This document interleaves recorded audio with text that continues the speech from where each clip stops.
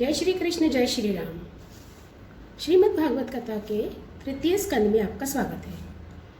पिछली वीडियो में हमने देखा था कि भगवान कपिल मुनि ने माता देवहूति को अध्यात्म योग के बारे में बताया था और साथ ही उन्होंने उन्हें भक्ति के बारे में बताया था। आज हम जानेंगे कि कपिल मुनि माता देवहूति को सांख्य योग, जो कि तत्वों का ज्ञान है, उसके बारे में क्या बताते हैं। कपिल मुनि कहते हैं, मैं ही साक्षात भगवान हूँ, मेरी ही भक्ति आपको करनी है। समस्त प्राणियों का आत्मा हूँ मैं, और मेरी भक्ति करने पर आपको मृत्यु का भय नहीं रहेगा। वे आगे ये भी कहते हैं कि आत्मदर्शन रूप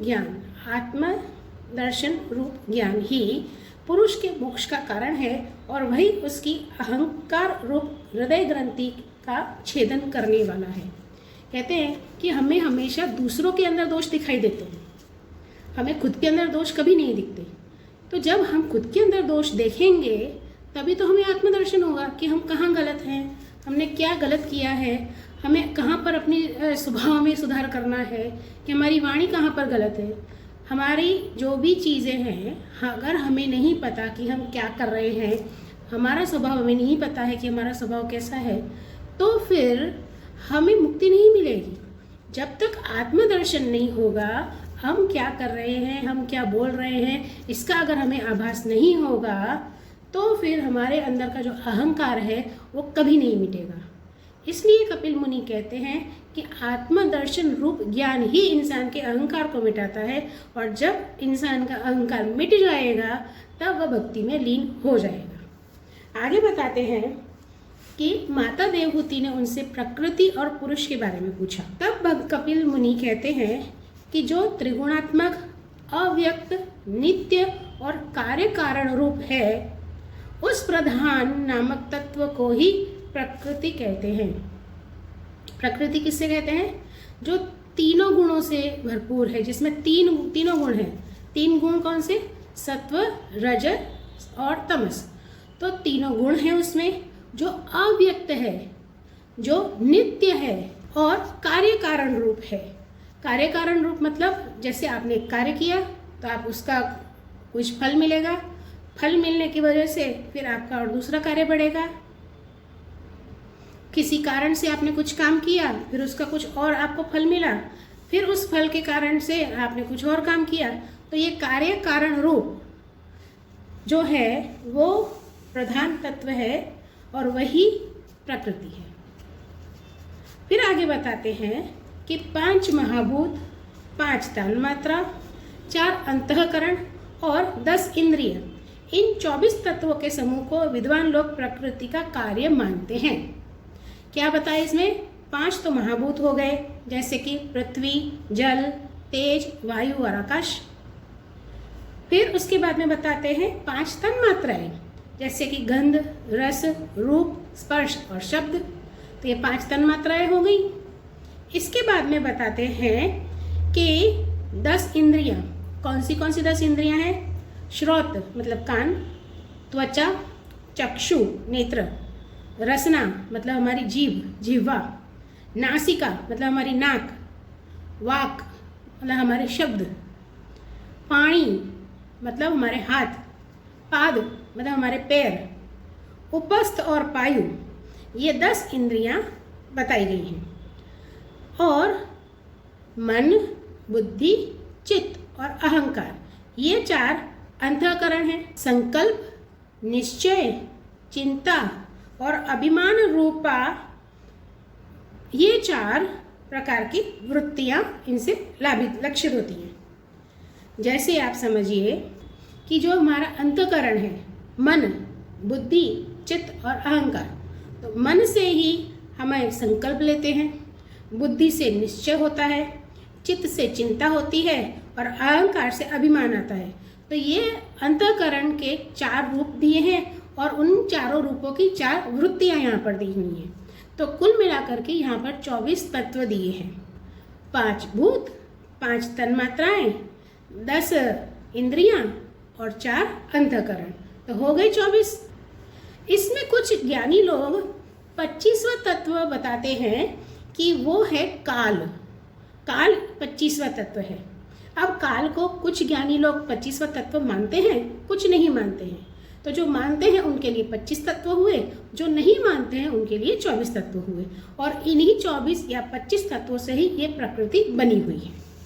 वो कहते हैं कि जो अपनी माया के द्वारा सब प्राणियों के भीतर जीव रूप से और बाहर काल रूप से व्याप्त है, वे भगवान ही 25वें तत्व हैं। जो ज्ञानी लोग ये मानते हैं कि हर एक प्राणी के अंदर माया के द्वारा हर प्राणी के अंदर और बाहर दोनों जगह भगवान स्थित हैं, तो वही उनके काल है और वही उनका 25वां तत्व है। इसके बाद में भगवान सृष्टि की उत्पत्ति के बारे में बताते हैं कि प्रकृति जो है, जो सृष्टि है, इसकी उत्पत्ति कैसे हुई, जो हम पहले भी जान चुके हैं। कपिल मुनि माता देवहूति को बताते हैं कि मोक्ष की प्राप्ति कैसे होती है। वे कहते हैं कि जब मनुष्य अनेकों जन्मों में बहुत समय तक आत्मचिंतन में ही निमग्न रहता है, तब उसे ब्रह्मलोक पर्यंत सभी प्रकार के भोगों से वैराग्य हो जाता है। कहते हैं यहाँ पर इंसान के कई जन्म होते हैं, और वो इंसान जब मनुष्य उन कई जन्मों में आत्मचिंतन करता है और उन आत्मचिंतन करने की वजह से फिर उसके अंदर किसी भी प्रकार के लोभ या मोह नहीं रहता है, उसे सभी चीज़ों से वैराग्य होने लगता है, वो सभी चीज़ों से अपने आप को विरक्त करने लगता है, तब उसे मोक्ष की प्राप्ति होना संभव हो जाता है उसके लिए। कपिल मुनि कहते हैं कि जब उसे वैराग्य हो जाता है, वो सभी चीज़ों से विरक्त हो जाता है, तब उसे केवल मैं और ही मैं दिखता हूँ, और वो फिर मुझे पा लेता है और उसे फिर किसी और चीज़ की इच्छा नहीं रहती है। कपिल मुनि कहते हैं कि मुझे अगर प्राप्त करना है आपको, अगर आप मुझे प्राप्त करना चाहते हैं, तो योग के सिवा कोई और साधन नहीं है। यहाँ बताते हैं कि कपिल भगवान या कपिल मुनि माता देवहूति को योग के बारे में बताते हुए कहते हैं कि जिसके द्वारा चित्त शुद्ध एवं प्रसन्न होकर परमात्मा के मार्ग में प्रवृत्त हो जाता है, यथाशक्ति शास्त्र विहित स्वधर्म का पालन करना। वो कहते हैं कि हर इंसान का अपना एक धर्म है, उसे स्वधर्म कहते हैं। तो शास्त्रों के हिसाब से हर एक व्यक्ति का अपना अपना धर्म है, तो हर व्यक्ति को अपना धर्म जरूर निभाना है, उसे अपने स्वधर्म का पालन अवश्य करना है। तो कहते हैं कि शास्त्र विरुद्ध आचरण का परित्याग करना, प्रारब्ध के अनुसार जो कुछ मिल जाए उसी में संतुष्ट रहना, आत्मज्ञानियों के चरणों की पूजा करना। अब यहाँ पर योग की विधि बता रहे हैं कि सबसे पहले तो जो आपका स्वधर्म है वो उसका आपको पालन करना है। शास्त्र में जो धर्म दिया है उसके अनुसार आपको अपने धर्म का पालन करना है। जो चीज़ शास्त्रों में नहीं है, जिसका निषेध किया गया है, वो बातें हमें नहीं करनी है। और कहते हैं कि जो आपके प्रारब्ध में है उसी का आपको स्वीकार करना है और उसी में आपको संतुष्ट भी रहना है। हर कोई व्यक्ति को हर चीज़, हर सुख सुविधा नहीं मिलती है, सभी को अपने कर्मों के अनुसार ही भगवान देते हैं, चाहे वो धन हो, विद्या हो और या फिर अन्य कोई सुख हो, पति या पत्नी का सुख हो, संतान सुख हो, समाज में नाम हो, धन दौलत ऐश्वर्य हो या कोई भी चीज़ हो, जो आपके प्रारब्ध में होगा वही आपको मिलेगा। आपको उसी में संतुष्ट रहना चाहिए या रहना होगा। आगे बताते हैं कि वासनाओं को बढ़ाने वाले कर्मों से दूर रहना है, संसार बंधन से छुड़ाने वाले धर्मों में प्रेम करना, पवित्र और परिमित भोजन करना, निरंतर एकांत और निर्भय स्थान में रहना। यहाँ कहते हैं कि हर व्यक्ति को ऐसी किसी भी चीज़ का ग्रहण नहीं करना चाहिए जो शास्त्रों में निषेध है, खास करके अभक्ष्य पदार्थों का सेवन नहीं करना है। और कहते हैं अपने निरंतर ही एकांत और निर्भय स्थान में रहना है। मन, वाणी और शरीर से किसी जीव को न सताना।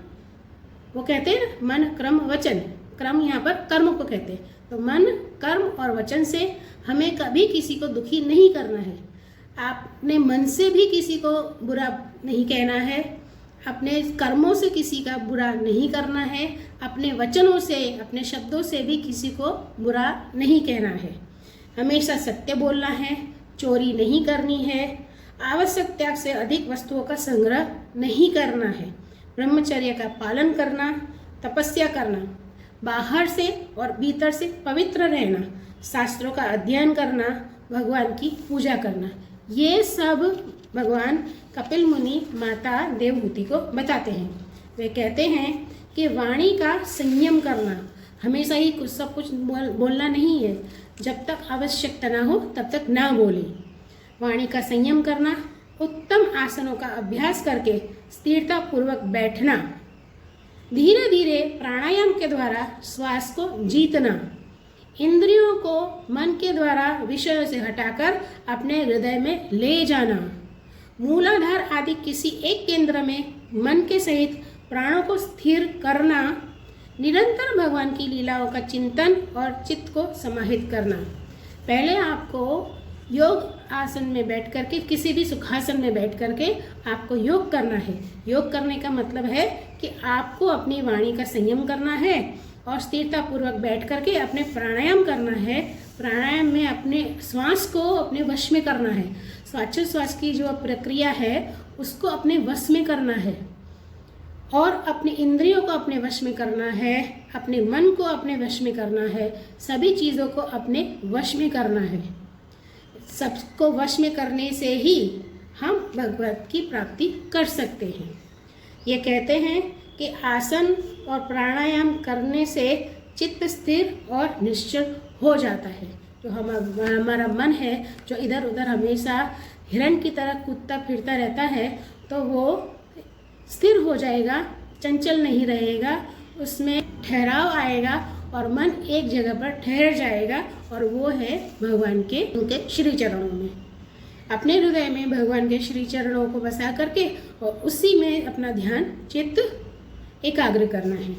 आगे बताते हैं, जब योग का अभ्यास करते करते चित्त निर्मल और एकाग्र हो जाए तब नासिका के अग्रभाग में दृष्टि जमाकर इस प्रकार भगवान की मूर्ति का ध्यान करें।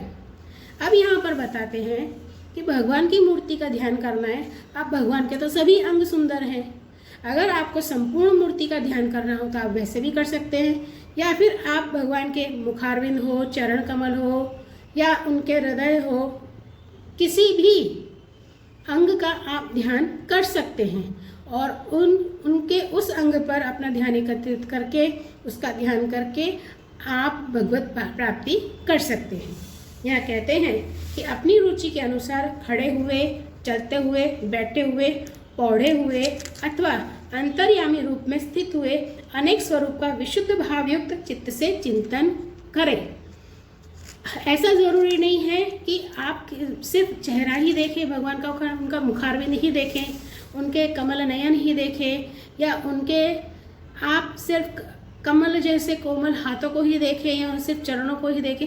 ये आपकी मर्जी है कि आप भगवान के ऊपर, उनके विग्रह में आप किस अंग के ऊपर अपना ध्यान एकत्रित करते हैं, अपना हृदय एकत्रित करते हैं, अपना चित्त वहाँ पर लगाते हैं, अपना हृदय वहाँ पर लगाते हैं और फिर आप उसी को हमेशा चिंतन या मनन करते रहिए। कहते हैं कि भगवान का ध्यान करने वालों के हृदय के अज्ञान रूप अंधकार को दूर कर देते हैं। जब भगवान में हम चित्त लगाते हैं, जब हमारा मन भगवान में लगता है, जब हमारा चित्त भगवान में लगता है तो हमारे हृदय से अज्ञानता दूर होती है और हमारे हृदय में ज्ञान रूपी तेज प्रज्वलित होता है। भगवान ने ही सृष्टि को रचा है, भगवान ने ही चारों तरफ मोह माया फैलाई है, भगवान ने ही मनुष्य की उत्पत्ति की है।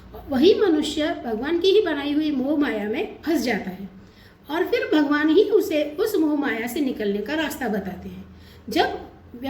जब मनुष्य इस मोह माया से छूट जाता है, भगवान की बनाई हुई इस मोह माया से छूट जाता है, तब वो भगवान में ही लीन हो जाता है। आगे हम भक्ति का मर्म और काल की महिमा जानेंगे। धन्यवाद।